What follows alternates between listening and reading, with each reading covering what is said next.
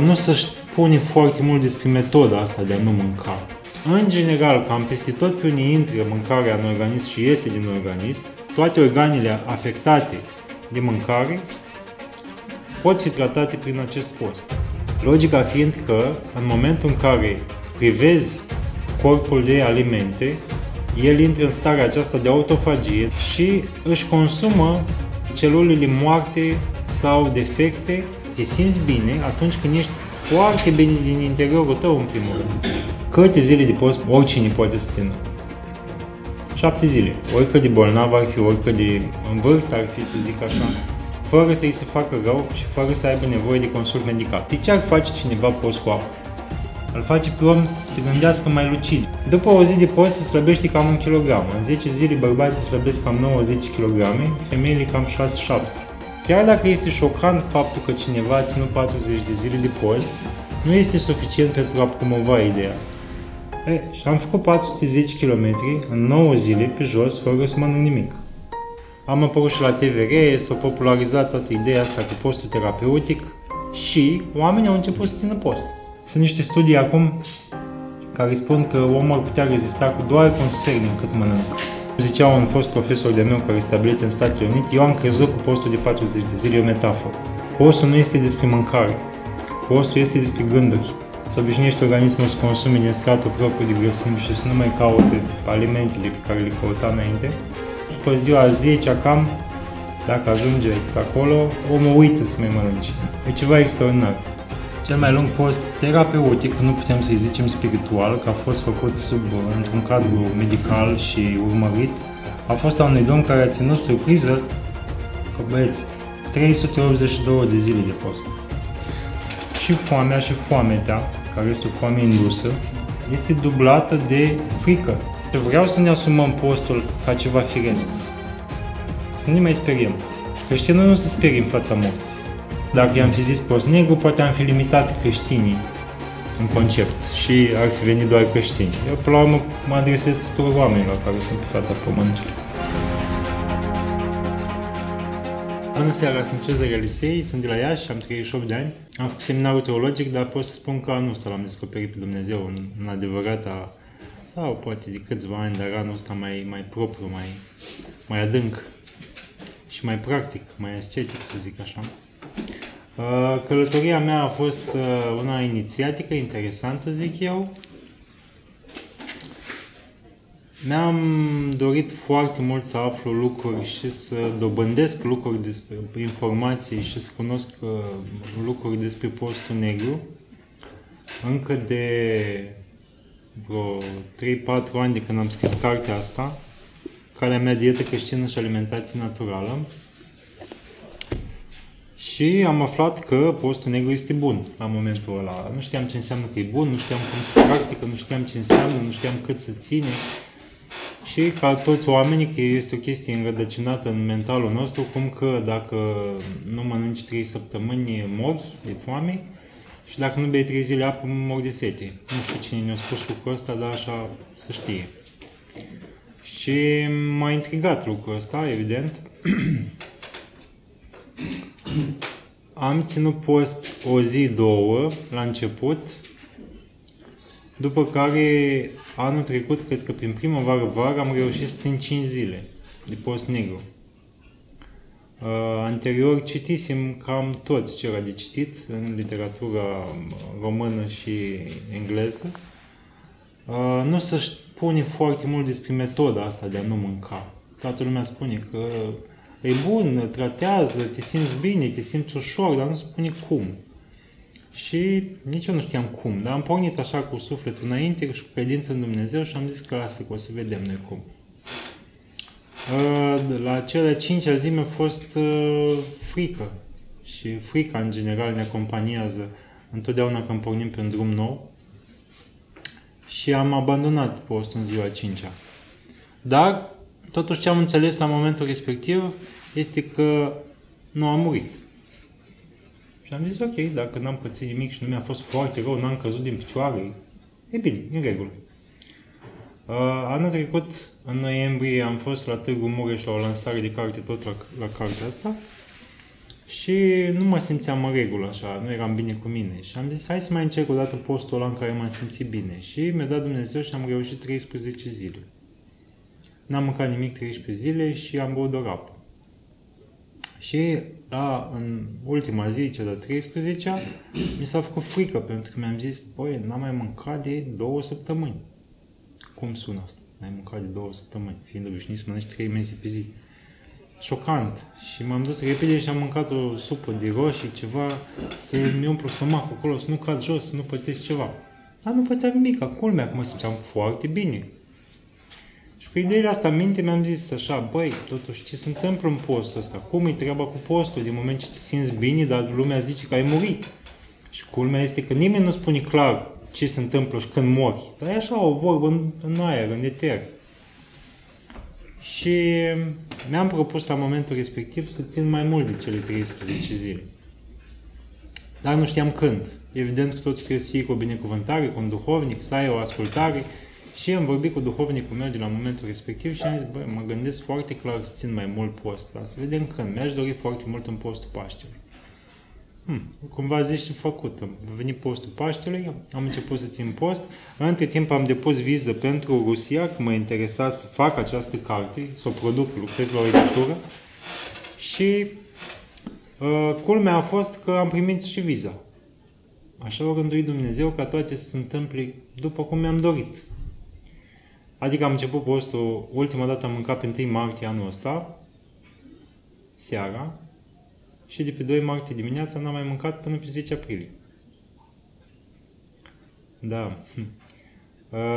Pe data de 14, cred că am primit vestea că mi s-a aprobat viza, sau mai devreme, în jurul datei de, și de pe data de 16 am zburat în Siberia. De ce? În Siberia, după cum știți sau ați văzut, există un film care circulă un film făcut de un studio francez pe arte, a fost difuzat, în care se prezintă mai multe clinici de postit din lume. Există clinici de postit, dacă nu știți sau dacă ați aflat, vă spun mai sigur că am studiat mai mult despre asta. Sunt clinici în America, sunt clinici în Rusia, sunt clinici în Germania. Sunt și în Spania mai nou. În America și în Rusia, doar cu apă. În Rusia, unde am ales eu să merg și să verific ipoteza asta, că postul nu te omoară totuși, sunt circa 50-60 și vor fi, cred că anul viitor sau peste 2 ani, 100 și. Președintele Vladimir Putin a realizat faptul că există un potențial în turismul ăsta medical și mai ales post-terapeutic și investește foarte mult. Și eu am zis mulțumiți, evident. Pleacă până în 2024 să dubleze numărul oamenilor care merg în Rusia la post, spre exemplu, care au informații. Și în Siberia, unde am fost eu la Goriacinsk, să ținem post terapeutic de 25 de ani, au avut 30.000 de pacienți și din 30.000 de pacienți 99,99% s-au făcut bine. De o sumă de boli pe care o aveau, boli necronice, spun ei, adică nu poți să te duci cu cancer în stadiu 4 și să speri că să te faci bine în 7 zile. E imposibil. Dar dacă te duci cu asta, cu probleme de piele, cu probleme ale inimii, cu probleme ale stomacului, cu probleme rinichi, ficat, în general, cam peste tot pe unde intră mâncarea în organism și iese din organism, toate organele afectate de mâncare pot fi tratate prin acest post, zic ei. Logica fiind că, în momentul în care privezi corpul de alimente, el intră în starea aceasta de autofagie, dacă ați auzit de ea, și își consumă celulele moarte sau defecte și lasă din fiecare organ și lasă organismul pe întreg curat ca atunci când era nou, să zic așa, ca atunci când era copil sau adolescent. Deci, practic, dacă am putea să spunem, omul ajunge la starea lui cea mai bună, ca din adolescență. Și are șansa meritată de altfel dacă ține acest post, să-și reseteze organismul total. Asta e teoria. Ce am văzut eu acolo când am stat 2 săptămâni, vin oameni grași și pleacă mai puțin grași. Vin oameni depresivi și pleacă veseli și zâmbind. Culmea, vin familii, cupluri și copii. Și ei au impresia asta și conștiința asta că merg acolo să se simtă bine. Deci imaginați-vă să mergem în concediu cu familia undeva unde să nu mâncăm. E culmea, nu? Dar acolo se întâmplă. Pentru că, nu știu, rușii au ceva ce noi cred că am pierdut sau am scăpat din vedere. Ideea asta că te simți bine atunci când ești foarte bine din interiorul tău, în primul rând. Deci nu aspectele materiale cele pe care le acumulăm sunt importante, ci felul în care ne simțim cu celălalt. Și în momentul în care eu sunt bine, n-am nicio boală, nu mă pasă nimic, nu mă plâng, vai, mă doare în picior, nu astea sunt discuțiile noastre, ci faptul că ne simțim cu adevărat bine. Uite ce bine că suntem împreună. Ei, asta apreciază ei. Jos pălăria. Am văzut pe persoane cu boli ale pielii care spuneau că nu le mai au. Spre exemplu, după 5 zile de post, doar cu apă, începe să vă strălucească pielea. Mai ales la doamne. O să vedeți dacă țineți post, ca și cum v-ați dat cu un fond de ten pe față. Pielea efectiv strălucește. Ca și mai fi de fată. Și așa, se poate face un întreg compendiu al bolilor care pot trece prin post, spune ei. La Goriacinsk ce se întâmplă? Este situat pe malul lacului Baikal. Știți, probabil, cel mai adânc lac din lume, cel mai mare acumulare de apă potabilă din lume și așa mai departe. Acolo au niște minereuri favorabile omului și nămol din ăsta, cum este la Techerghiol, un nămol terapeutic. Asociază postul cu cele 11 terapii pe care le practică, nămol, apă, masaj, saună și clismă, și obțin un rezultat cu 40% mai potențat al postului. Adică dacă ții 10 zile acolo, e ca și cum mai ține 14 acasă.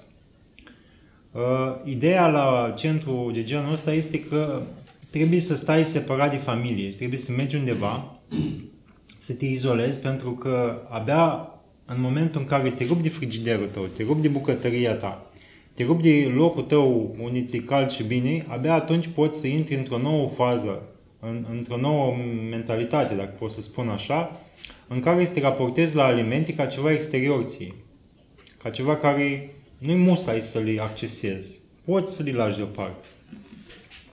Și de asta merge lumea la post în afara casei.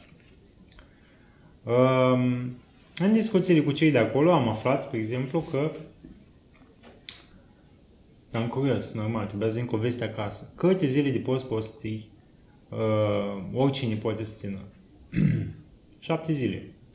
7 zile poate să țină oricine, oricât de bolnav ar fi, oricât de, nu știu, în vârstă ar fi, să zic așa, fără să-i se facă rău și fără să aibă nevoie de consult medical. În rest, este nevoie de un consult medical anterior, ce înseamnă analize de sânge și de urină. Pentru că pot fi anumite afecțiuni pe care nu le cunoaștem și care ne pot face surprize. Anumite deficiențe, să spun așa. Poți să ai deficiență de fier, de magneziu, de, sodiu, ceva, care ți-ar putea da un leșin în timpul postului. Apoi, primele 3 zile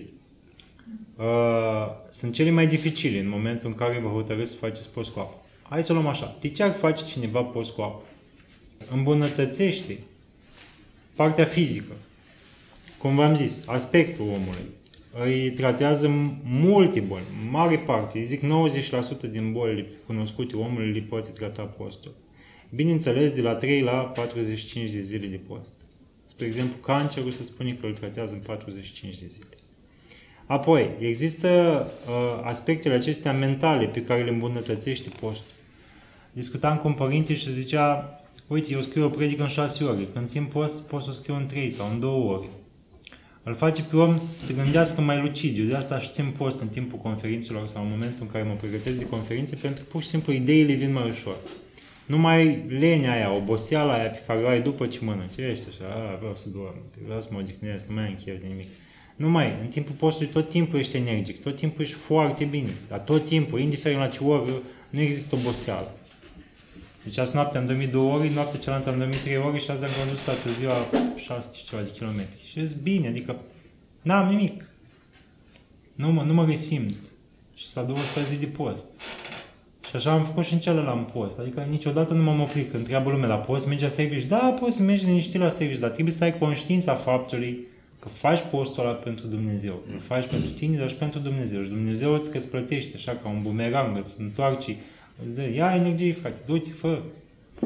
Așa, aspecte mentale, deci îți îmbunătățește mintea, îți dă acea claritate a minții. Poți să vezi, eu le-am recomandat la oameni, dacă aveți copii care au examene, puneți-i la post, nu le dați să mănânce mult.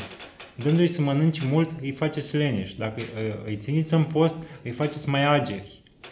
Oricând un animal care este nemâncat este mult mai ager și mai cum să zic, mai descurcăreț, să zic așa, decât cel care e leșinat așa de umflat de mâncare. Așa e și la oameni. Apoi există aspectele emoționale pe care le ajută foarte mult. Persoane care vin cu dependență la post, cu depresii la post și pleacă mult mai fericite, pleacă luminoase, pleacă întărite. Există ceva în interiorul omului pe care postul îl spală, îl curăță, să zic așa. Nimeni nu știe cum este posibil să treci din dependență din ce am cu dependența. Da, și dependența le tratează în 7 zile, ca să închei asta. Să treci din depresie în fericire. Nu se știe cum exact, dar se întâmplă asta. Era o doamnă acolo care bărbatul s-o înșelase și zice, am venit aici, că nu știu, o gusaică.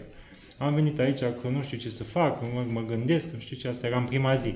În a 7-a zi zice, poate că am să mă duc să cer eu scuze până la urmă. Că, până la urmă, dacă nu eram eu așa cum sunt, poate nu s-ar fi dus la alte femei. Să vedeți cum s-a schimbat mintea. Cine ar fi putut zice așa ceva?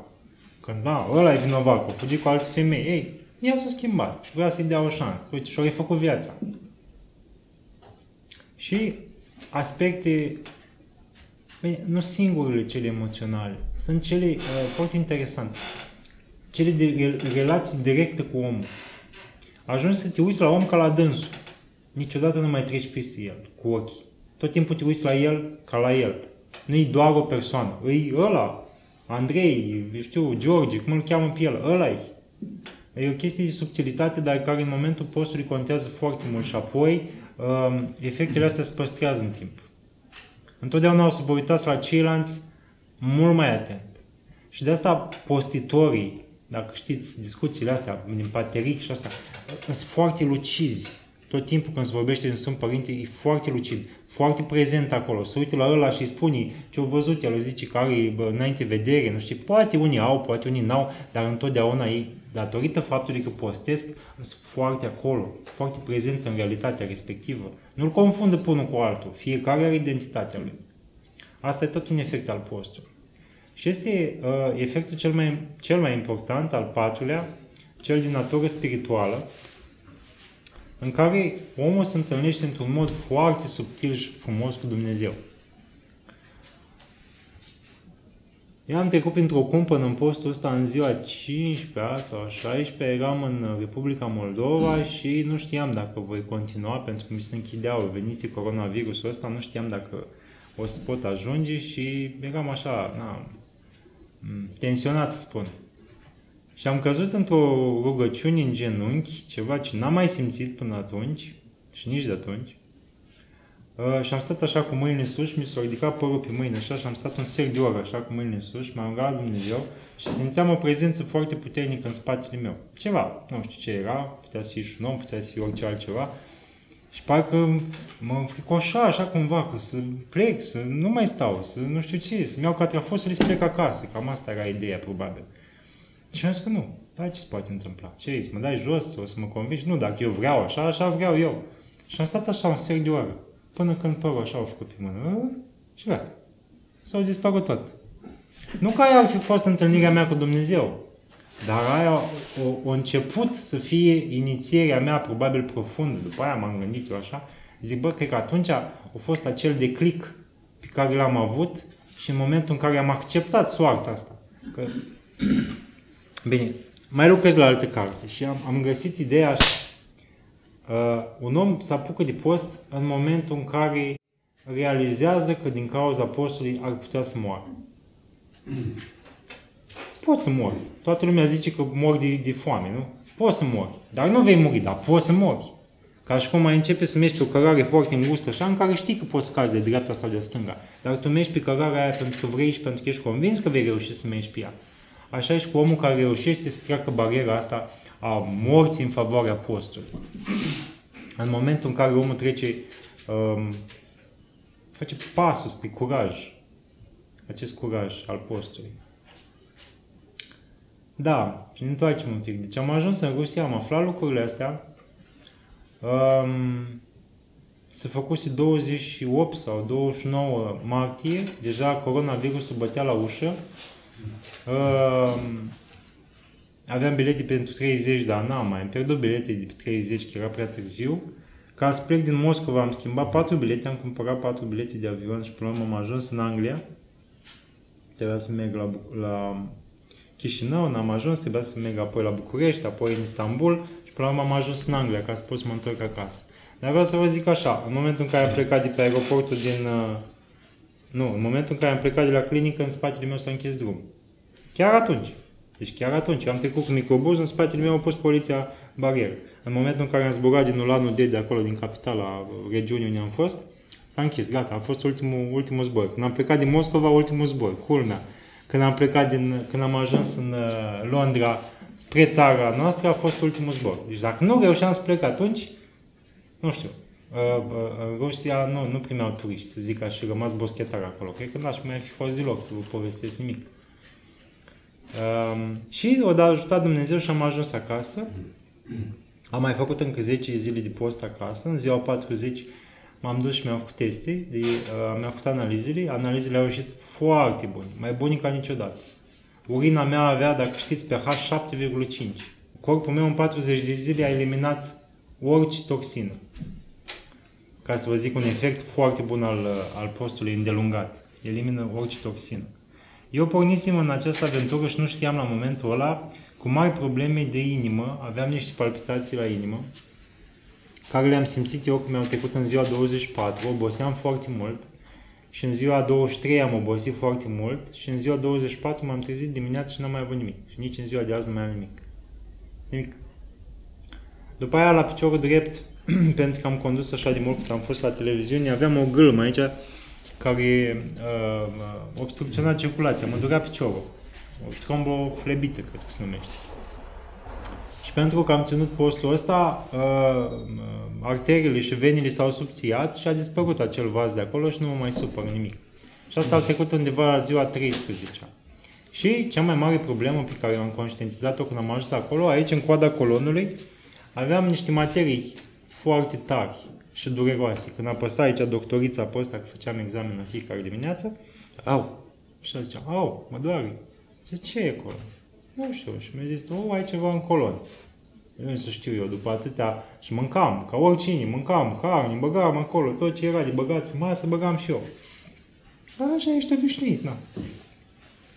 Și am așteptat să iasă. M-am pus la clismă. Când am văzut că am chestia aia acolo, zice, duci, faci clismă. În fiecare zi, la ora 8 dimineață, făceam clismă. Nu ești.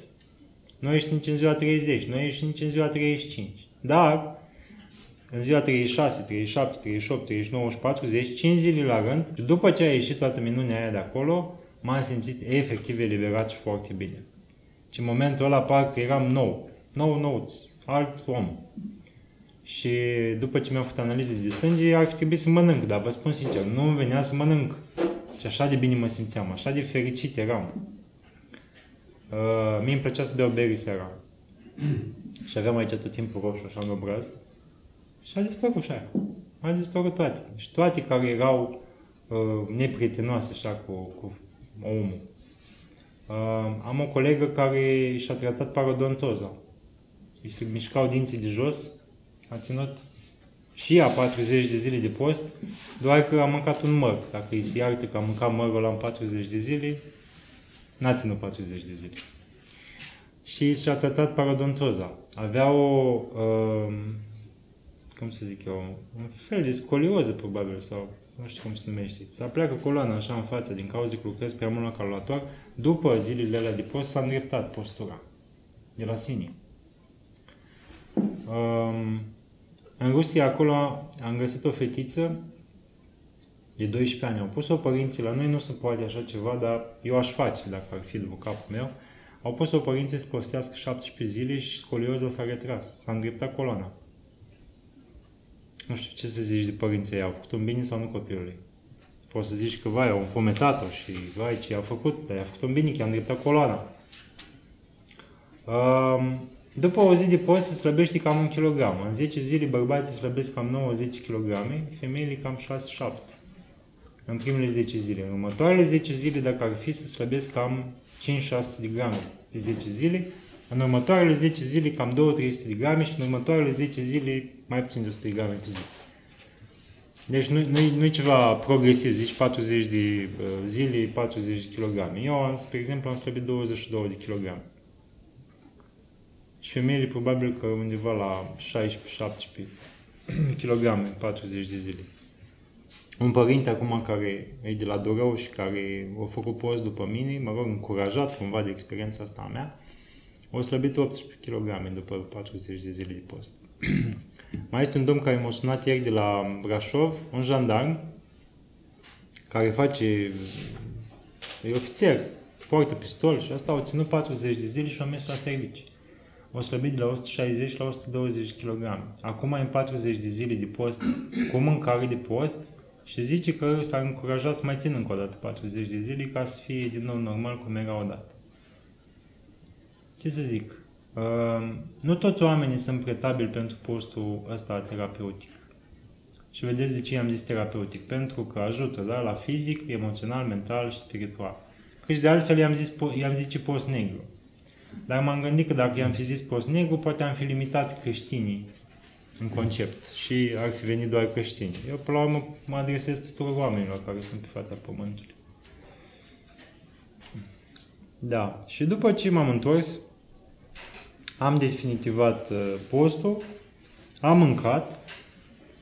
Este foarte importantă revenirea din post. După 40 de zile, spre exemplu, trebuie să ținem cam 15 zile de revenire. La 7 zile țin cam 3 zile de revenire, pentru că să dau cărămizile astea jos de pe noi, tot ceea ce nu a fost bun, toate ce v-am zis, celulele alea moarte, stricate, nu știu ce se consumă și să dau jos, dar trebuie să punem ceva bun înapoi. Și întotdeauna bunul ăsta înseamnă, cum scrie și în cartea asta lantă, alimente naturale, neprocesate, alimente cât mai originale, de la fața locului, legume, fructe, din grădina bunicii, și mâncare făcută de noi acasă în care să știm ce să punem. Probabil că aici să facem mâncare naturală. Da, am scris cartea și a trebuit să o promovez. Și mi-am imaginat, pentru că eu am lucrat la televiziune și mi-am imaginat exact cam care ar fi gustul oamenilor pentru o lectură și am zis că chiar dacă este șocant faptul că cineva a ținut 40 de zile de post, nu este suficient pentru a promova ideea asta. Este nevoie de încă un fapt, cel puțin încă un fapt, care să ridice experiența asta mai sus decât doar o experiență. Să o ridice la un nivel la care ar putea deveni un fapt important de privit sau de auzit. Și asta n-am putut să fac decât prin... M-am gândit eu un pelerinaj, dar așa mi-a venit dintr-o dată. Cum aș sta de vorba aici, dintr-o dată m-a trecut prin cap. Bă, ce ar fi să mergi tu pe jos? Ok, s-a mai făcut lucrul ăsta, genul ăla, Forrest Gump, așa, să o iei razna și să mergi undeva. Dar n-am luat-o chiar razna, am plecat de la părintele meu duhovnic, la fratele părintele meu duhovnic, care tot stareț de mănăstire undeva la Constanța, la Ioan Casian, și avea deja logică. Cu unul vorbisem să scriu cartea, cu unul vorbisem să țin postul, să legau așa cumva ideile. Și eram foarte aproape de postul Sfântul Petru și Pavel. Postul ține 14 zile, eu deja intrasem în post cu ideea asta și am zis, bă, hai să fac asta în 9-10 zile. Și numai bine că distanța de 400 și un pic de kilometri era pretabilă pentru 10 zile. Și am făcut 410 km în 9 zile pe jos, fără să mănânc nimic. M-a întrebat domnul părintele, te-a durut? Cum a fost? A fost mai greu decât postul de 40 de zile. Dar nu că faptul că am mers, vă spun ce a fost greu. A fost greu faptul că am chemat foștii mei colegi la televiziune și m-au filmat în momentul în care am plecat. A fost greu că mi-am asumat rolul ăsta de om binecuvântat de biserică, care să facă ceva și să trebuiască să ajungă la final ca să împlinească ceea ce îi se cere. Că așa nu știe nimeni, asta este. Ai murit undeva pe un câmp, ai căzut jos, nu e nicio problemă, mai murit în conul. Dar în momentul în care îți asumi la televizor și n-aș fi reușit, aș fi eșuat, proști aia de creștini, niște tâmpiți ortodoxi, iau te-au pus un prost să meargă pe jos și nu au reușit. Genul ăla de discuție ai fost. Haterii abia ar fi așteptat să rumege așa poveste. Și a fost greutatea asta puțin pe umerii mei, dar dincolo de primele 2-3 zile care au fost crunte și nu mă mai puteam mișca din pat dimineață, vă spun sincer că mișcam picioarele cu mâna. Deci, și dacă o să faceți lucrul ăsta, o să vedeți. E o experiență foarte interesantă. După 20 de pași mișcați cu mâna, începi să dai picioarele. Da? Dar primii 20 de pași îi mișcați cu mâna. Efectiv. Și am făcut 53 de kilometri în prima zi, vreo 40 a doua și tot așa, până în ultima zi în care am avut 57 de kilometri. Dar culmea cu ultima zi a fost cea mai bună. Și după ce am mers de la 5 dimineața până la nu știu cât era, aproape 10 seara, la 11 și ceva seara, încă mă plimbam prin curtea mănăstirii când eram suficient de obosit. Atâta eram de băgat în priză și de implicat în toată povestea aia, încât nu obosisem. Trebuia să mai fac ceva ca să dorm. Da, și am ajuns și la finalul acestei experiențe cu mersul pe jos pentru a promova postul. Să vă spun un pic din efecte. Oamenii au reușit și au luat-o în serios. Ideea pe care am avut-o că să mai faci ceva care să completeze postul cel de 40 de zile a fost bună, a fost bine primită de public. N-am chemat pe nimeni în afară de aia care au venit la lansare, dar, slavă lui Dumnezeu, deja au apărut informația asta în foarte multe ziare. Apropo, mâine este și în ziarul Lumina. Sunt 2 pagini. Dacă apucați să luați ziarul de undeva. Am apărut și la TVR, s-a popularizat toată ideea asta cu postul terapeutic și oamenii au început să țină post. O zi, 2, 3, cum v-am zis până la asta, de 40 de zile. De mai multe ori de 40 de zile. Și acum trebuie să-i temperezi pe oameni. Un pic, câte 7 zile. Da? Trebuie să-ți faci analize înainte. Nu poți să intri așa în post amnisam. Trebuie să vorbești cu duhovnicul, să-ți dea liniștea aia de care ai nevoie în timpul postului. Că nu poți să te ascunzi de duhovnic că ții 7 zile. Nu poți să te ascunzi de familie când nu mănânci 7 zile. Că te văd aia, băi, dar tu nu vii la masă, dar ce cu tine? Și încă o chestiune, trebuie să fii foarte împăcat cu ceea ce-ți dorești și foarte împăcat cu familia. Pentru că dacă stai acasă și te văd oamenii că nu mănânci, ce ai? Că intri imediat, ești bolnav, te tragi un pic la față, te faci palid, ești sigur că ți-e bine. Da, e bine, dar altfel de bine. Și important e pentru dumneavoastră să rețineți așa. Ca să faci... Nu, altfel. Postul terapeutic este minunat pentru sănătate. Este minunat pentru psihicul omului, minunat pentru sufletul și pentru spiritul omului. Este minunat pentru o relație mai bună cu Dumnezeu. Este minunat pentru toți cei care se află deja în niște patimi sau în niște probleme fizice și își doresc să iasă din ele. Cu posturi mai scurte, nu, Doamne ferește, nu de 40 de zile, dar de 7 zile, dar repetate. Ții 7 zile, mai stai vreo 2-3 săptămâni, mai ții 7 zile, mai stai 2 luni, mai ții 7 zile. Toate astea se adună între ele. Deci dacă în 6 luni faceți de 4 ori 7 zile, ca și cum ați făcut 28 de zile. Și efectele postului nu numai atunci că, vezi, Doamne, nu mai e burtă. Efectele postului sunt și de lungă durată. Se așează un pic altfel mintea, începi să vezi altfel lucrurile, aștepți altceva de la ceilalți, nu mai ești așa apucat, hai, dă-mi acum, mai stai un pic, mai aștepți, mai vezi cum lucrează Dumnezeu în timpul ăsta și ești foarte atent la ceea ce se întâmplă în jur. Ca să vă dau un mic exemplu, eu am delegat-o pe doamna Livia să-mi aranjez un pic conferințele de zilele astea, dar nu m-am îngrijit de cazare. Nu, nici nu m-am gândit, am și scăpat din vedere. Și mă sună doamna, dar că cazare în cutare locale nu. Hai să o punem așa. Mă sună, nu știu cine mă sună, de unde zice, Dar tu a doua seară când stai la mine aici, ai cazare? Nu. Păi hai să-ți dăm. Deci, știți cum rânduiește Dumnezeu? Când nu te gândești și atunci îți dai seama că ești în Duhul cel bun și că faci ceea ce este bine. Când toate lucrurile vin fără să le chem tu. Totul se mișcă așa, firesc. Vrei să te duci încolo, mai apare cineva lângă tine dacă vrei să mergi încolo. Ca să nu fii singur. Și tot așa. Totul este firesc. Și trebuie să înțelegem că ceea ce băgăm în gură este materie și ne face materialnici. În momentul în care nu mai acceptăm această materie pe care o băgăm în gură, este foarte clar, de la sine înțeles, că băgăm altceva, spiritualul îl băgăm în noi. Dacă avem un pahar cu apă, spre exemplu, și vărsăm apa aia, înăuntru paharului rămâne aer, nu rămâne vid. Așa și la noi, dacă dăm materialul jos, rămâne spiritualul. Astea sunt cele două concepte, nu? Material și spiritual. Deci în momentul în care nu mâncăm, este foarte probabil că ne încărcăm cu spiritual. Ne apropiem mai mult de Dumnezeu, de altceva, de un concept. Intrăm în acea bucurie pe care trebuie să o avem tot timpul, dar pentru faptul că suntem prea mâncați, nu reușim să o atingem. Prea mâncați. Prea mult mâncăm. Sunt niște studii acum care spun că omul ar putea rezista cu doar cu un sfert din cât mănâncă. Știți cum se zice că să mâncăm între 2500 și 3000 de calorii pe zi. Sau mai mult sau mai puțin, diferit de cei care muncesc sau nu prea muncesc. Dar 2500 sunt o medie. Ei, studiile arată că 800, 600, 800 de calorii ar fi suficiente, că să nu acumulăm nimic și să consumăm eficient totul. Deci imaginați-vă farfuria care o mâncați de obicei, împărțiți-o în 4. Altceva. Sau, deci nu vreau să-mi fie, sau mă scuzați ca să vă spun lucrul ăsta. Din martie, de când m-am întors, cred că am mai ținut încă o dată 40-60 de zile de post. Dar știți ce eficient economic este? Nu mai cheltui bani pe mâncare. Deci pe bune, nu mai scoți bani din buzunar să dai pe mâncare. Tot timpul gustoare, tot timpul sandwich, tot timpul aia.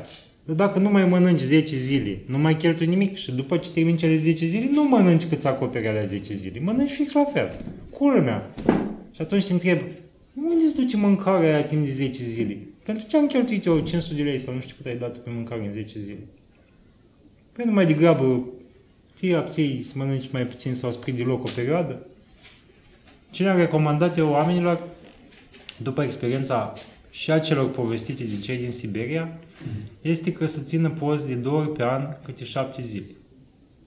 Poate în timpul postului Paștelui, spre exemplu, la început sau la sfârșit, o săptămână fără alimente, doar cu apă, și o săptămână în postul Crăciunului. E foarte decent, e fix că trebuie, nu mai mult decât trebuie, nu supără pe nimeni și menține o stare de sănătate foarte bună a organismului. Omul ajunge în locul în care trebuie. Pentru cei care sunt bolnavi sau sunt grăsuți sau, eu știu, au alte apăsări, poți să încerci mai mult, poți să încerci mai des. Deci nu le cer nimeni să țină 40 de zile. 40 de zile este... Eu am făcut lucrul ăsta doar pentru a demonstra că nu se moare din așa ceva. Și că, cum zicea un fost profesor de meu care e stabilit în Statele Unite, eu am crezut că postul de 40 de zile e o metaforă. Așa cădea el și profesor de teologie acolo. Și acum îmi dau seama că nu e o metaforă. Nu, e ceva foarte clar. E ceva care oricine ar putea să-l facă dacă are condiția fizică. Eu când m-am apucat de post aveam 104 kg. Da. Acum, nu știu, acum am abia 80. Dacă aș mai ține o dată 40, cred că aș pica din picioare. Dacă aș putea să țin. Dar nu e nevoie de atâta post. Un pic acolo, o mică jertfă. Nu așa zice Dumnezeu, vreau jertfă de la noi. Nici ne dăm viața, dar ceva tot trebuie. Și încă ceva, sunt niște etape ale postului. Nu toată lumea trebuie să nu bagi în gură. Dacă vrei să ții un post pentru început și nu știi cum să-l faci, ține post de vorbe. Ține post de fapte. Spre exemplu, azi nu mai vorbești. Tot e un post, e etapa postului. Și așa încet, încet ajungi și la acest post de mâncare. Da. Mai ziceți dumneavoastră, părinte. Nu vreau să mă întind prea mult. Păi v-am zis, am venit cu calea mea, asta e o carte scrisă în 2015, în care se descrie foarte bine schimbarea mea Eu am zis, am fost reporter Pro TV. Eram un om care mânca și bea foarte mult. Eram un consumist convins. Și la un moment dat s-a întâmplat ceva și am schimbat modalitatea asta de a gândi. Deci omul se poate schimba. Mai era cineva care zicea înlocuiești un viciu cu alt viciu. Eu nu cred că cineva trebuie să înlocuiască un viciu cu alt viciu. Pur și simplu, scoți câte unul, nu? Nu așa trebuie să scoatem cuile. Nu o lăsăm, te-ai lăsat de băut, dar te-ai apucat de fumat. Nu există, te lași de băut, te lași de fumat, te lași de toate, te lași de cafea. Apropo, am renunțat și la cafea, era singura mea plăcere care mai rămăsese, să zic așa. Și în Rusia mi-au zis, nu, cafeaua dăunează organelor interne. Nu mai bea cafea. Deci mai mult dăunează decât face bine. Să zici că îți dă un pic de energie acolo când o bei, dar îți ia mult mai mult înapoi. Și v-am lăsat și cafea. Deci aici 350 de pagini de informații despre cum să mănânci, ce să mănânci ca să fii, să zic, sănătos și să-ți păstrezi greutatea și cum a fost schimbarea minții mele. Cum am ajuns la concluzia că omul trebuie să treacă de la a fi conform firii la a fi conform voinței lui. Da, deci calea mea, dietă creștină și alimentație naturală. Și apoi este cealaltă carte, Jurnalul unui post terapeutic de 40 de zile cu apă. Este exact povestea de la prima zi în care m-am gândit, băi, ce ar fi să fac și eu un post, până la ultima zi în care sunt fericit că am terminat postul. Și pe lângă asta sunt rețetele alimentației de restaurare, ce să mănânci în zilele după ce ai terminat postul, că este foarte important ce mănânci, descrise cu punct și virgulă, că sunt rețete luate din Rusia. Câte grame, la ce mese, la ce ore și toate așa, toate cele. Și alte lucruri pe care le-am considerat eu necesare ca omul să le știe despre post, sunt niște sfaturi ale bisericii creștine de peste ocean, cum să gândești în timpul postului, care sunt ideile care trebuie să le ai pentru ca postul tău să fie eficient. Nu poți să intri oricum, pentru că eu cartea încep așa. Postul nu este despre mâncare. Postul este despre gânduri. Dar și dacă reușești să stăpânești gândurile despre mâncare, atunci ai terminat postul. Poți să spui că tot e în regulă. Dar când te gândești, oare ce faci azi la bucătărie de mâncare? Oare ce bine când întingi cu pâine în aceea și bagi în gură. Și dacă asta e mintea ta, ai terminat treaba. Nu mai începem postul.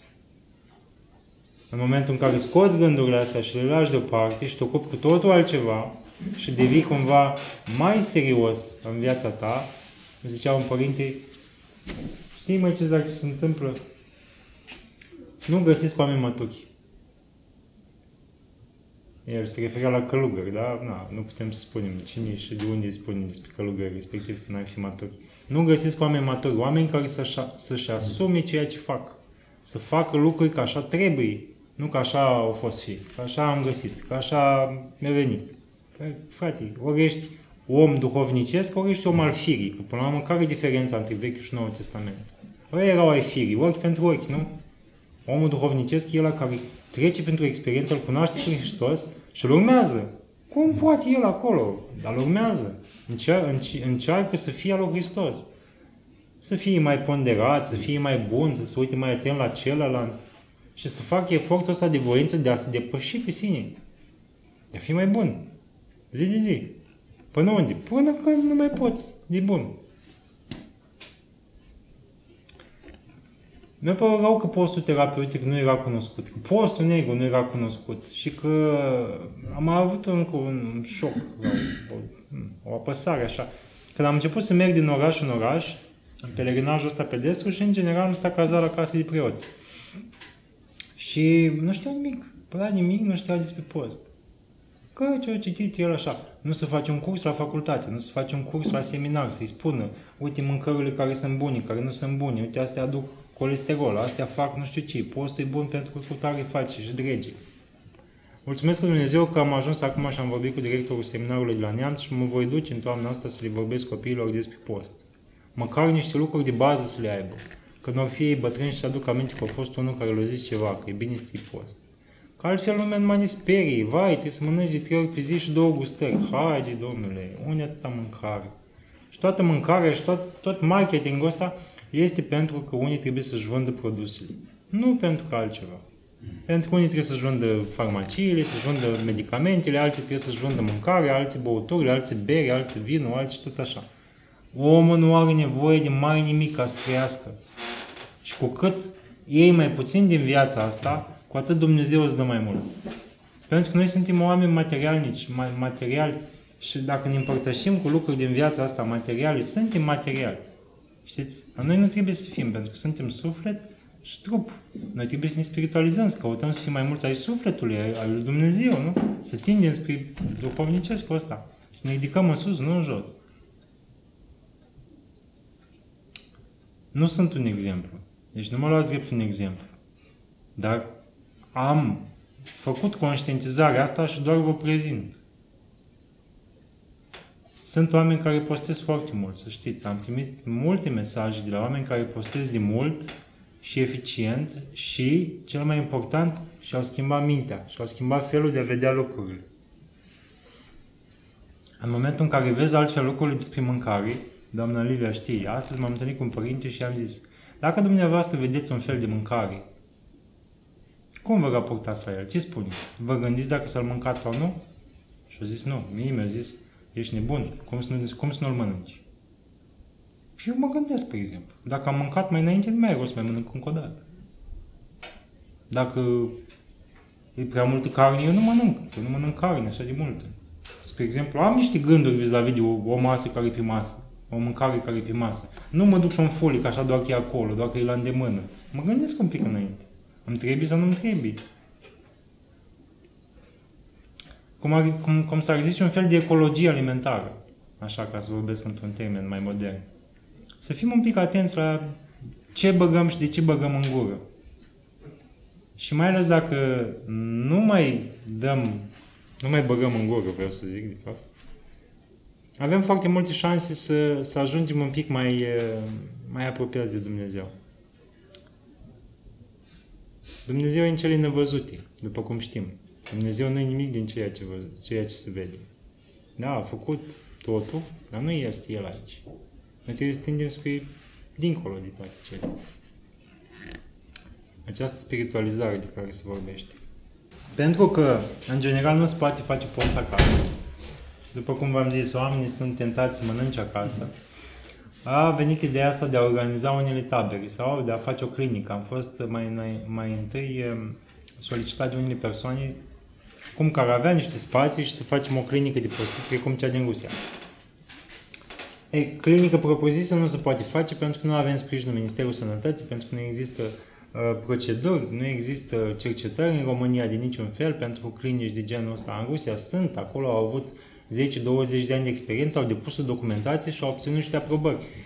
Clinica de la Goriacinski este susținută de Ministerul Sănătății lor, se decontează toate serviciile de acolo. Post terapeutic apă, așa se numește. Noi nu avem șansa asta.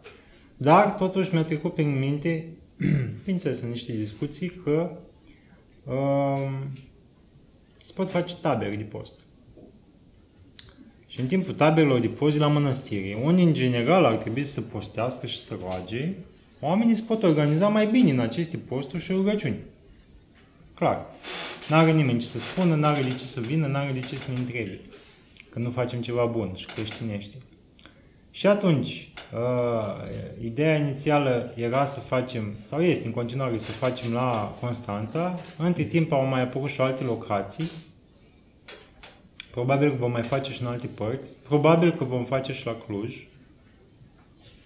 Și vor exista așadar în timpul posturilor bisericești, 2 în timpul postului Crăciunului, 2 în timpul postului Paștelui și câte una în celelalte posturi la Petru și Pavel și la Dormirea Maicii Domnului. Deci 6 sesiuni, 6 tabere de postit în România. Unde am să merg și eu și o să vină și un părinte, probabil o să vină și un medic, o să mai vină și un psiholog, dacă o să ne aștept Dumnezeu. Și împreună să facem activitatea asta a postului, precum am văzut-o eu în Rusia. Cu cât de multe proceduri se poate, cu ocuparea timpului liber cu excursii, știu și eu, discuții, seminarii, am să le vorbesc cu oamenilor despre post, să le pun filme și tot felul de documentare în care, după cele 10 zile care vor petrece acolo, să plece mai învățați acasă. Asta îmi doresc. Lipsește acest serviciu din România, trebuie cineva să-l ofere și am să-l ofer eu, dacă tot m-am ocupat de asta, pentru persoanele care își doresc. 10 zile, 7 zile de nemâncat și 3 zile de mâncare de restaurare. O să servim suc, compot, fructe și supă de legume. Aciditatea gastrică, spre exemplu, că eu am avut aciditate gastrică, se tratează cam după 4-5 zile de post. Omul își vomită și sufletul, dacă pot să zic așa, să mă registrez acum. Dar scoate tot afară. Scoate tot sucul gastric și culmea că nu mai revine. Am stat cu o doamnă de la Oradea care a avut Parkinson. În momentul în care am plecat, eu era a 9-a zi, am stat cu ea. Și dacă la început avea un Parkinson foarte clar manifestat pe mâna dreaptă și piciorul drept, așa făcea, foarte puternic. În momentul în care am plecat, uite așa era. Nu mai mișca deloc. Nu pot să spun că s-a tratat, dar cu siguranță că nu mai era la fel. Se întâmplă ceva în creier. În timpul postului se topesc anumite grăsimi de acolo care apasă pe niște zone. Și creierul rămâne liber și scapă de presiunea apăsării respective. Și cam așa ne-am explicat noi ceea ce s-a întâmplat cu ea. Deci vă dați seama, dacă Parkinson, care este o boală atât de dificilă și de frecventă cumva, dacă se poate remite puțin sau chiar să se poată îmbunătăți puțin situația, deși doamna era chiar bine. Acum ce aflu că se simte un pic rău, dar pentru faptul că lua pastile de 8 ani de zile, trupul ei era foarte, foarte poluat de toxinele astea din pastile și după perioada de post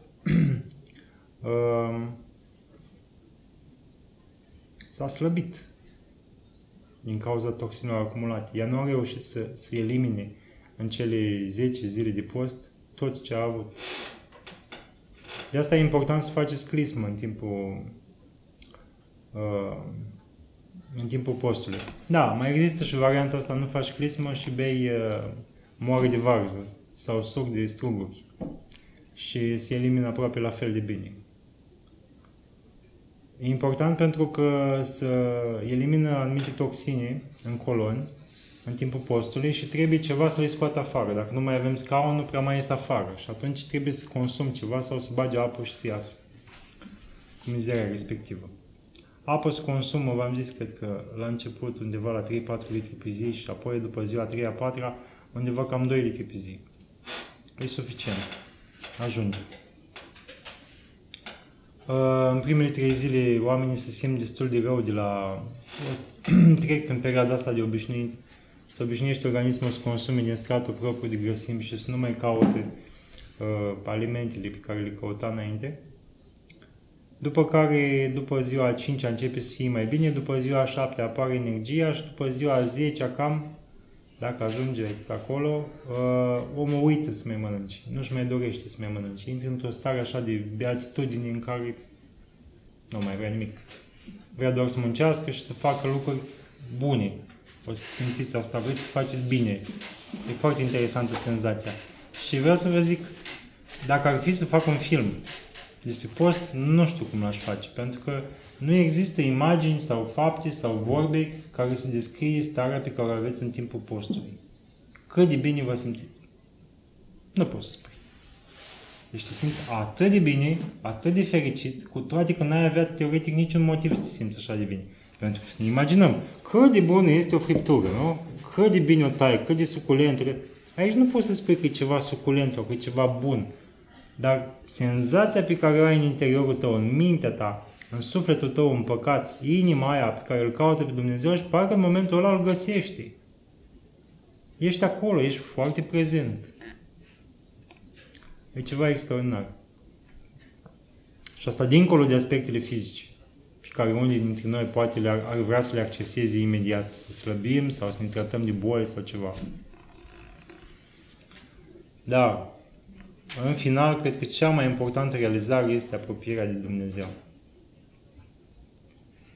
Despre care și tot vorbim ca ortodoxi, ține post și rugăciunii. Asta este motivul pentru care ne îndeamnă oamenii să ținem post, mai ales preoții. Să ținem post pentru că ne apropiem de Dumnezeu și luăm lucrurile mult mai în serios, ne maturizăm din punct de vedere emoțional, psihologic. În prima zi ne este foame. În prima zi ne gândim numai la mâncare, mai ales că știm că începem postul. Dar este important să ne luăm cu totul altceva decât cu bucătăria. Mergem la treabă, în grădină, căutăm de treabă cu mașina, reparăm ceva, batem un cui, orice altceva decât să ne gândim la mâncare.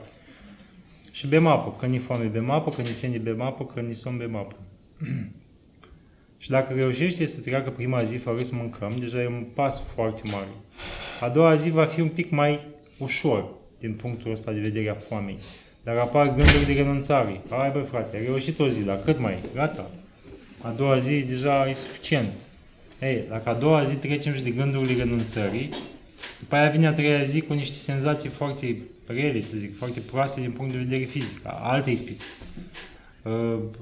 Cum să zic eu, greață, chiar greață, vomă dacă se întâmplă, dureri de cap destul de importante, dureri de stomac, nu.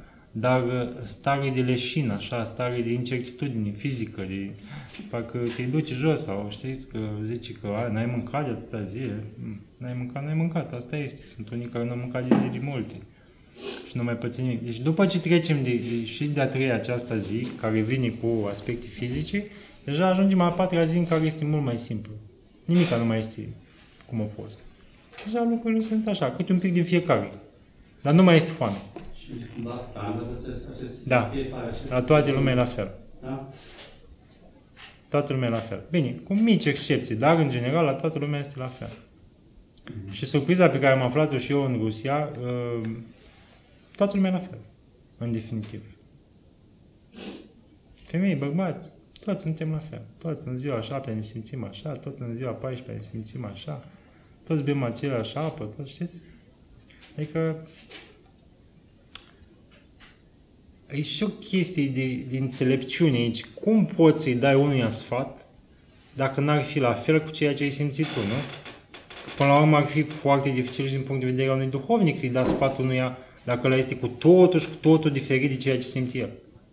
Dar, în general, dacă am stat și ne gândim, poveștile de iubire sunt la fel. Nu știu, senzația că nu-ți cumperi o mașină la nouă e la fel. Și tot așa. Toate, în general, sunt la fel la unii la alții, care ne ajută, în înțelepciunea lui Dumnezeu, de a ne ajuta unii pe alții, să-ți dau un sfat, dar îți dau un sfat din experiența mea. Dacă experiența ta este cu totul diferită de a mea, în același sens, nu pot să-ți dau niciun sfat. Deci, apropierile astea, similitudinile dintre senzațiile noastre, este de ajutor. Și da, sunt la fel. Ați crede că sunt și oameni care nu pot să ține măcar 2 zile de post? Cred că nu există voință. Putință există, cu siguranță, la toată lumea. Dar nu există voință antrenată. De ce să? Adică îi trebuie un motiv. Și foarte important este motivul când pleci în post. De ce să faci asta? Păi faci, ca să te faci bine, ca să slăbești, ca să ajungi la un scop, ca să te apropii de Dumnezeu, ca să-l faci, să ții poți să-l faci pe unul bine, poți să faci și asta. V-am zis, altă descoperire pe care am făcut-o și, mă rog, am compilat-o așa. Se poate face rugăciuni pentru altul ținând tu post. Deci dacă aveți pe cineva bolnav și ăla nu poate să țină post, că e bolnav la pat, țineți dumneavoastră pentru el. Eu am ținut pentru o doamnă, o avocată, mă rog, avocata noastră de la societate și dumneavoastră zice, e de asta, carnivoră, ea nu poate fără carne. Și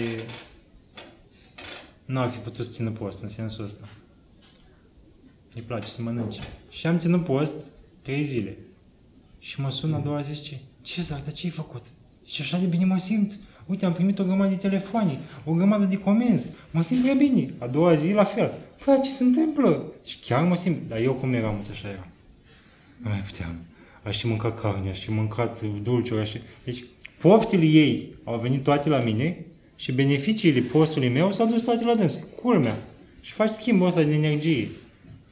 E un pic dificil să ținem pentru cineva, că trebuie să fim foarte convinși ce are ăla. Dacă cu adevărat este bolnav doar de atât, dacă are alții și altele și altele, le simțim. Și am mai făcut experiența asta pe o altă colegă și la un moment dat am început să simt o durere foarte puternică aici, la baza coloanei.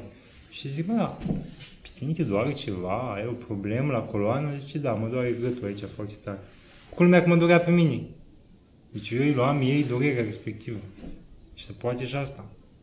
Și reversul medaliei, felul următor. Un psiholog care colaborăm noi povestește că bunicul lui era foarte bun meșter, construia case, zidar de ăsta.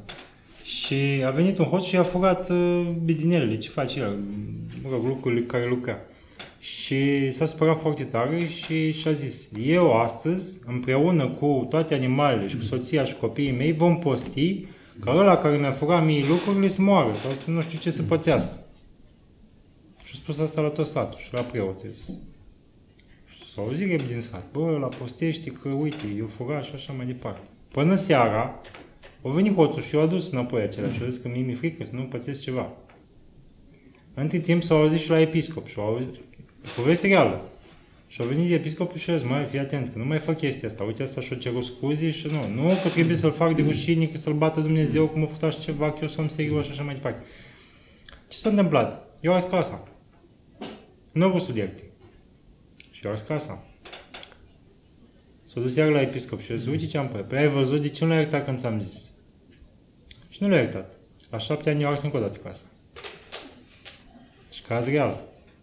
Și zice, concluzia e așa, vezi ce înseamnă numai să-ți pui în gând că faci o zi de post în rău, câte lucruri să răstogolesc și să desfășoară în realitatea asta. Dar poți să faci o chestie bună. Noi nu ne dăm seama de binele pe care îl facem, de binele care se rostogolește în lume. Dar oamenii, poate datorită nouă, sunt fericiți, poate zâmbesc, poate, nu știu, o să aibă un copil pe care nu l-au avut, poate au câștigat o sumă de bani și a scos dintr-o situație. Nu știm binele, noi vedem răul. Dar cu siguranță că precum răul se rostogolește în lume, la fel și binele se rostogolește datorită postului. Eu sunt convins de asta. Și atunci nu pot decât să vă spun să țineți post cât puteți. O zi, 2, 3. Un pic, la început, mai mult pe urmă. Puteți să începeți cu intermittent fasting. Ideea asta că să mănânci în ferestre de timp. Dacă, spre exemplu, mănânci la ora 10 dimineață și la ora 2, nu mai mănânci până mâine dimineață la 10 nimic. Și doar în astea 4 ore. Asta poți să-ți controlezi greutatea perfect. Nu te îngrași niciodată cu genul ăsta de abordare. Mănânci de 2 ori, la 10 și la 2. Sunt unii care mănâncă doar într-o oră. Mănânci, spre exemplu, doar la ora 12 la prânz. Și mai mănânci mâine la 12. Dar e doar un început înaintea postului adevărat care este cu apă. Sau mai este și un alt post fără apă. Poate că ați auzit, ați mai citit Nicolae Velimirovici îl ținea și alții. 20, 30, 40 de zile de post total. Dar este un post posibil, dar dificil pentru persoanele care sunt bolnave. Trebuie să fii sănătos cu rinichii, trebuie să fii sănătos în general cu toate organele și să te cunoști foarte bine ca om. Să fii ținut niște posturi anterior lungi, ca să știi cum te simți când ți este rău. Că dacă doar amețești așa un pic, nu e nicio problemă. Dar dacă leșini, dacă ai niște căderi de nu știu ce, dacă se albăstresc cu unghiile, dar sunt multe alte semnalmente care îți arată că nu-ți mai este bine. Ar fi bine să te oprești, să ai și maturitate. E un pic greu. N-aș putea recomanda postul fără nimic. Apa ajută un pic să dreneze toxinele, deci ne dă o mână de ajutor. Că îmi zicea un părinte că, domnule, postul este fără nimic și el nu ține niciodată, poți niciun fel. Ei, bine, e ușor să dai așa, să tai cu barda, dar Hai să vedem ce putem să facem. Putem să ținem 2 zile, 3 zile de post, cu apă. Mulțumim lui Dumnezeu, e foarte bine. Ce s-a început? Un început în calea mâncării în exces, este un început de înfrânare, este o manifestare a voinței în sensul cel mai bun, cu siguranță că Dumnezeu primește. Sunt convins. Și de ce nu să postim în timpul posturilor, să ne spovedim, să ne împărtășim? Trebuie să vă mai zic ceva vis-a-vis de împărtășanie, pentru preoți mai ales. O linguriță de alimente, care înseamnă 5 grame, pornește sistemul digestiv. Ce este sub o linguriță nu pornește sistemul digestiv. Deci dacă suntem în post, spre exemplu, în ziua 7, 10, și trebuie să vă împărtășiți, și luați doar o linguriță din împărtășanie, nu pățiți nimic. Dar dacă trebuie să consumați tot potirul, nu mai ține postul. Deja e mâncare. De asta, dacă cineva se hotărăște și este preot să țină acest post, trebuie să cheme un preot 2 sau cineva să-i consume și el să rămână doar cu împărtășania ca pentru mireni. Încă o întrebare, ați crede că cei care muncesc foarte mult ar putea să țină postul respectiv așa numai cu apă, care chiar muncesc pe șantier sau și unde, mult grele așa? Eu v-am zis cum. Poți să țină postul ăsta în fereastră și să mănânce, spre exemplu, la 10 și la 2. Sau la 12 și la 4, la 5. Deci, dar tot faci un efort de voință, nu? Schimbi ceva. Nu mai mănânci când ți se dă. Dar nu tot asta. Dacă e așa de grea, e dificil. Deci, rușii recomandă să mergi 6 km pe jos. Zilnic. Să faci mișcare. Să-ți pui organele în mișcare ca limfa să dreneze toate toxinele. Atunci când zic postul, da. să faci mișcare. Da. Nu să stă în pat. Nu să stă deloc în pat. Trebuie să faci mișcare.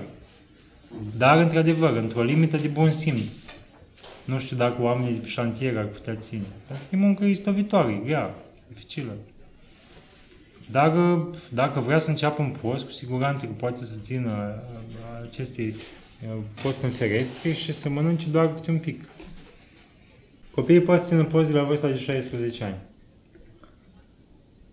După 16 ani sunt pretabili postului. Îl și înțeleg și nici nu mai este așa de dăunător, cum ar putea fi, spre exemplu, la 10. În examen ar trebui să-i prindă cel puțin ziua 5 a postului. Pentru că în primele 3 zile i-ar putea dăuna pentru că e foame, că îl doare capul, că amețește ceva. După ziua a 5-a e mult mai bine. Dar trebuie să fie un copil care înțelege lucrul ăsta. Adică o educație de acasă. Că dacă îl obligă părinții, nu face nimic. O să fie frustrat și nu reușește. Dar dacă are educația de acasă, este expus la această informație despre post și el o înțelege și vrea să facă lucrul ăsta, este foarte benefic pentru ea. Există discuția asta că putem posti până undeva. Cât de mult poți să postești? Poți să postești până când ajungi la pragul de anorexie, adică atunci când ești prea slab. Și prea slab ești când indicele tău de masă corporală ajunge în preajma valorii din 19 sau 18,5. Adică greutatea supra dublu înălțimii. Nu puteți calcula singur. E rezonabil. Adică eu am 1,80 m, aș putea slăbi până la 62 de kg. Acum am 80, vă dați seama. Încă pot să mai dau 18 jos. Și sunt destul de slab și așa. Deci putem să slăbim mult până ajungem la anorexie. Nu ajungem acolo. Clar. Ne situăm undeva la 24-25 de obicei. Dar o persoană obeză poate să țină foarte mult post. Spre exemplu, să mai zic o idee. Cel mai lung post. Cel mai lung post terapeutic, nu putem să-i zicem spiritual, că a fost făcut într-un cadru medical și urmărit, a fost a unui domn care a ținut surpriză că, băieți, 382 de zile de post. Deci nu a mâncat nimic un an și ceva. Avea 217 kg. Și și-a propus să țină până la 80. Și a ținut până la 80 kg. N-a consumat nimic decât apă și niște magneziu ca să-l ajute cu dezvoltarea oaselor. Și cu mușchii inimii. Și aici, ca să nu exagerăm totuși, în timpul postului se consumă 96% lipide și 4% proteină. Deci ei care zic că de fapt ai să mori, că îți scade peretele inimii, că nu știu ce, nu știu ce vorbești. așa, panicari de ăștia sunt peste tot. Cei 4% de ce înseamnă mușchi, 4% din mușchi, pare puțin la început. Dar dacă postul continuă 20, 30, 40, 100 de zile, ăia 4% se transformă mult și ar putea ca să ne slăbească și mușchii. De asta este bine să nu exagerăm cu postul. Ținem 10 zile, dacă este cineva care să țină mai mult. Ții, mai faci o pauză alimentară, mai mănânci niște proteină, după aia iar ții și tot așa. Și trebuie completat. Sunt persoane care au murit de foame. Au murit de foame. Sunt persoane care au ținut, cum v-am spus, sute de zile și nu mai așteaptă unul să mor și nu mai mor. Singura diferență este că și foamea și foametea, care este o foame indusă, este dublată de frică. Și lipsă alimentară și frică. Sau panică. Frică, panică, da. În momentul în care te gândești că vei păți ceva că nu mănânci. De asta este bun acest post, că te pregătești și pentru eventuală foamete. N-ai de unde să știi ce se va întâmpla. Adică mai mult se vor întâmpla lucruri reprobabile în societatea noastră și în lumea asta în curând, nu? Având în vedere că mergem spre un declin, să zic așa. Dar te pregătește să fii lucid în momentul în care nu vei mai avea mâncare. Te rogi la bunul Dumnezeu să fii bine și dai înainte cu postul. Dar cel care va fi privat, dacă tu te duci la magazin și când să pui mâna pe carne, cineva ți-o ia din față și nu spune nimic. Deja ești panicat, ești speriat, dar ce se întâmplă? Dar nu mai pot de asta. Intri într-o defensivă care îți va face foarte rău. Poate să moară lumea din frica asta.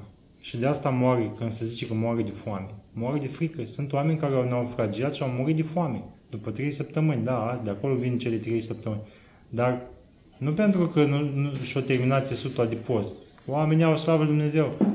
Știți, spre exemplu, 1 kg de grăsime de pe corp valorează 7500 de calorii. Deci ar fi cam 1 kg de grăsime la 3-4 zile. Hai să calculăm câte zile am avea ca să o ducem așa. Destule. Nu? Dacă noi, ca să ne întreținem, avem cam 50 de kg și de fapt avem 100, deci avem 50 de grame de grăsime. 50 de kg. Zic că mare, da? 50 de kg de grăsime înmulțit cu 3-4 zile ar fi 200 de zile în care am putea trăi teoretic fără să murim de foame. Și la moare de foame după câteva zile că s-a speriat. S-a speriat. De asta și vreau să ne asumăm postul ca ceva firesc. Să nu ne mai speriem. Creștinul nu se sperie în fața morții. De ce? Ce-i de speriat? Nici în altă lume mai bună, dacă îi să mergi. Da, vă mulțumesc. Cam asta a fost povestea despre post.